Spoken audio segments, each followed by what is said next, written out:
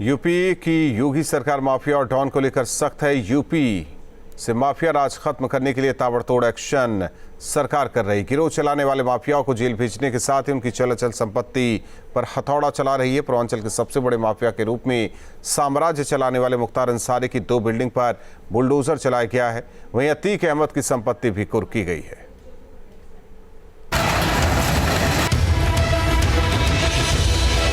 UP में अब खत्म होगा माफिया राज। सीएम योगी ने डॉन राज पर चलाया सबसे बड़ा हथौड़ा। मुख्तार अंसारी के अवैध बिल्डिंग को किया गया जमींदोज। यूपी में बाहुबली माफियाओं के खिलाफ योगी सरकार ने जबरदस्त अभियान छेड़ रखा है। मुख्तार अंसारी और अतीक अहमद जैसे जमे माफियाओं को जड़ से खत्म करने का बीड़ा उठा लिया है। गुरुवार की सुबह मुख्तार अंसारी के लिए अंधेरा लेकर आया। मुख्तार अंसारी के बेटों की लखनऊ स्थित 2 मंजिला बिल्डिंग को प्रशासन ने गिरा दिया। दोनों बिल्डिंग शत्रु संपत्ति पर अवैध रूप से कब्जा कर बनाया गया था। मुख्तार अंसारी और उनके करीबियों पर सरकार और प्रशासन की कार्रवाई लगातार जारी है। आज लखनऊ में एक बड़ी कार्रवाई देखी गई है।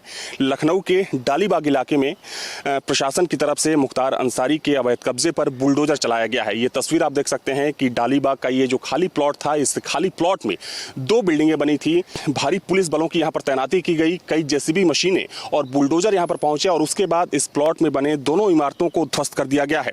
आपको दिखाना चाहूंगा, ये तस्वीर आप देख सकते हैं कि इसके ठीक बगल में जो बाउंड्री वॉल देख रहे हैं, बाउंड्री वॉल के दूसरी तरफ मुख्तार अंसारी और अफजाल अंसारी का घर है, जो कि काफी पुराना है। और उसके ठीक बगल में जो ये खाली प्लॉट था, जहां पर 2 इमारतें बनी थी, उन इमारतों को प्रशासन ने ध्वस्त कर दिया है।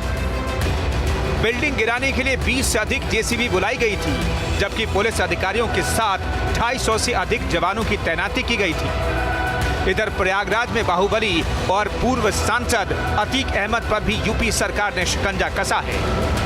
गैंगस्टर अतीक अहमद के करीब 25 करोड़ की 5 संपत्तियों को कुर्क किया गया है। इसके साथ ही 7 अन्य संपत्तियों की भी नापजोख जारी है। माफिया अतीक अहमद की संपत्तियों के जब्तीकरण की कार्रवाई आज की गई है। इसमें थाना खुलदाबाद क्षेत्र की 2 संपत्तियां हैं, जिनकी अनुमानित लागत करीब 2.5 करोड़ रुपए है। इसी तरह थाना सिविल लाइंस एमजी रोड स्थित एक प्रॉपर्टी है, जिसकी अनुमानित लागत करीब 20 करोड़ रुपए है।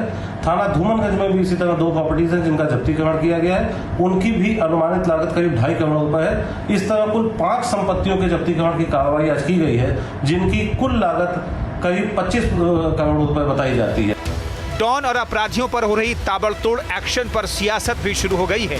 विपक्ष ने सरकार पर मुख्य मुद्दों से जनता का ध्यान भटकाने का आरोप लगाया है। अपराधी लगातार तांडव कर रहे, सरकार घर तोड़े, मकान तोड़े, मगर सरकार को बाल कायम करना पड़ेगा। अपराधी मकान कब्जा कर रहे हैं, भूमाफिया मकान कब्जा कर रहे हैं, लगातार अपराधी उत्तर प्रदेश पे हत्या कर रहे हैं, लूट, डकैती, बलात्कार। अपने आप पे एक उदाहरण है योगी जी। आखिर योगी सरकार का है, जवाबदेही भी है, जिम्मेदारी भी आपकी है। हालांकि बीजेपी ने विपक्ष के मंसूबों पर सवाल उठाया है। बीजेपी ने कहा कि सरकार माफियाओं को लेकर जीरो टॉलरेंस की नीति पर काम कर रही है। माफियाओं की जगह जेल में ही है। मुख्तार के कई सहयोगियों को जेल भेजा गया है। जिला बदर की कार्रवाई की गई है, एनएसए की कार्रवाई की गई है। तमाम जो शस्त्र लाइसेंस थे उसको निरस्त किया गया है। इसके अतिरिक्त कल प्रयागराज में अतीक अहमद की 7 संपत्तियों को जब्त किया गया है। उत्तर प्रदेश में क्राइम पर जीरो टॉलरेंस के नीति पर सरकार काम कर रही है। 19 मार्च 2017 से लेकर अब तक उत्तर प्रदेश में 124 से ज्यादा बड़े अपराधियों को इनकाउंटर्स में ढेर भी किया गया है। सीएम योगी ने सत्ता में आने के बाद ही बयान दिया था कि यूपी से माफिया राज को खत्म करके ही दम लेंगे। पूर्वांचल में अपनी जड़ें जमा चुके माफियाओं पर एक्शन इसी बात की तस्दीक करता है। अब बड़ा सवाल ये उठ रहा है कि इन माफिया को यूपी में जड़ें जमाने का मौका किसने दिया? आखिर ऐसे लोगों को राजनीतिक संरक्षण क्यों मिलता रहा? लखनऊ से अविनाश सिंह के साथ टीम न्यूज स्टेट।